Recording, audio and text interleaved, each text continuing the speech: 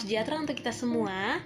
Perkenalkan, nama saya Angeli Ciaraline, NIM 2007 01 0007, kelas A, semester 4, Prodi Ilmu Kesehatan Masyarakat, Fakultas Kesehatan Masyarakat, Universitas Nusa Cendana Kupang.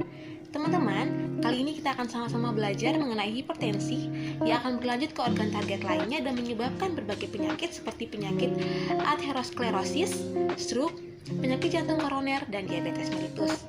Kita juga akan belajar mengenai faktor resiko yang sering kita lakukan, temui, dan kita alami dalam kehidupan sehari-hari. Untuk itu, langsung saja kita langsung ke pembahasannya. Nah, untuk pembahasannya, yang pertama kita akan membahas mengenai pengertian penyakit hipertensi dan penyakit-penyakit bawaannya. Yang pertama yaitu penyakit hipertensi.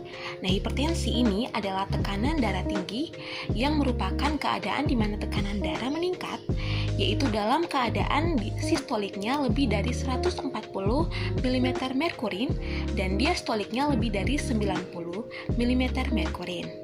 Penyakit yang kedua yaitu aterosklerosis.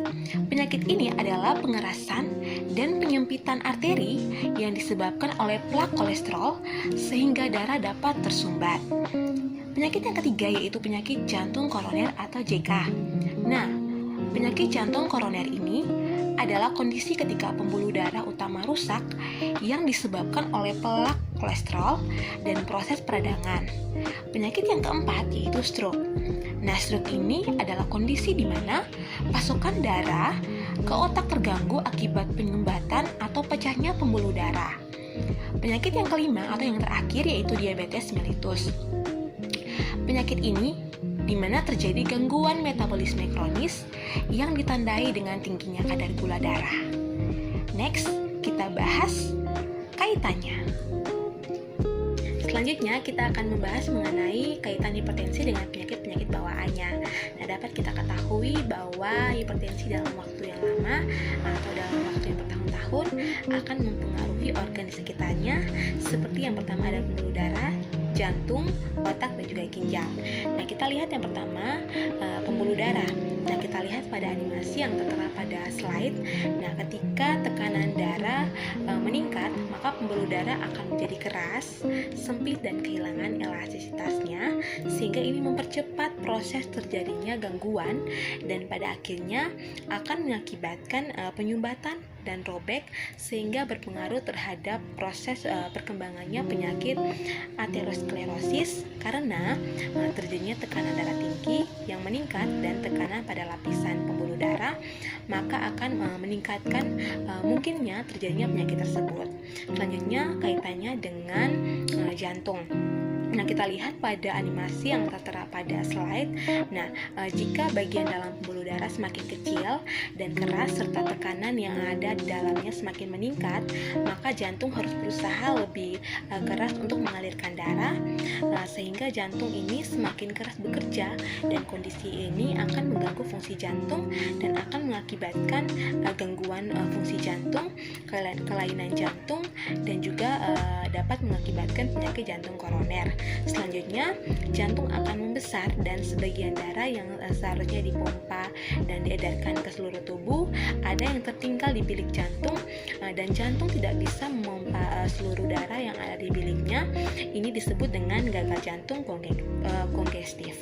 Selanjutnya, kaitannya dengan otak. Nah, tekanan darah tinggi juga dapat merusak otak. Nah, kita lihat pada animasi yang tertera pada slide. Nah, menggambarkan bahwa pembuluh darah di otak mengalami penyumbatan dan sobek, dan seperti pembuluh darah di bagian tubuh lainnya, ini akan berpengaruh pada penyakit stroke. Selanjutnya yang keempat ada ginjal. Nah, ginjal juga dapat dirusak oleh keadaan tekanan darah yang tinggi karena terjadinya kerusakan kapiler tertentu dalam ginjal.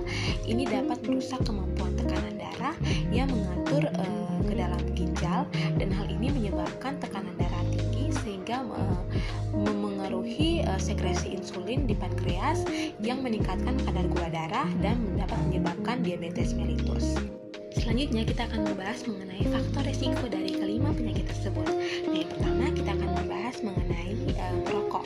Nah, seperti yang kita ketahui bahwa dalam kandungan rokok banyak sekali mengandung kandungan beracun. Salah satunya itu seperti nikotin.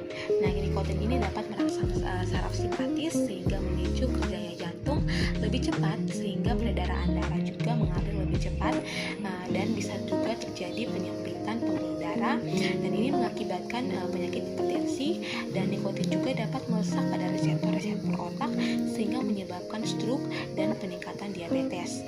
Kandungan yang kedua dalam rokok yaitu ada karbon monoksida. Nah, kandungan ini dapat menghalang pasokan oksigen ke jantung sehingga jantung berdetak lebih kencang dan akan berpengaruh pada penyakit arteriosklerosis dan gangguan fungsi otak seperti stroke. Selanjutnya ada faktor risiko alkohol. Nah, alkohol dapat mempersempit pembuluh darah yang dapat berujung pada kerusakan pembuluh darah dan organ dalam tubuh lain seperti pembuluh darah, jantung, otak, dan juga ginjal. Selanjutnya, faktor risiko yang ketiga yaitu stres. Nah, hormon adrenalin akan meningkat sewaktu kita stres, dan itu bisa mengakibatkan jantung memompa darah lebih cepat sehingga tekanan darah pun meningkat sehingga dapat mengakibatkan hipertensi dan berujung pada penyakit lainnya. Faktor risiko yang keempat ada serat. Nah, asupan serat yang rendah dapat mengakibatkan tingkat asam empedu lebih sedikit diekskresi oleh feses sehingga banyak kolesterol dari hasil sisa empedu.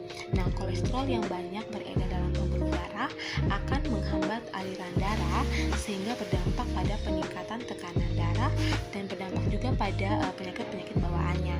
Nah, selanjutnya faktor risiko yang kelima atau yang terakhir yaitu obesitas. Nah, ketika kegemukan maka resistensi pembuluh darah sistemik akan meningkat dan menyebabkan tekanan darah tinggi dan hipertensi sehingga ini mengiritasi plak di arteri dan menyebabkan pembuluh darah pecah dan penyumbatan sehingga memicu penyakit arteriosklerosis, stroke, dan diabetes karena adanya insulin yang berlebihan. Demikian dari hasil presentasi saya mengucapkan mohon maaf jika terdapat kesalahan. Saya mengucapkan terima kasih. Salam sehat, salam sejahtera. Bye-bye.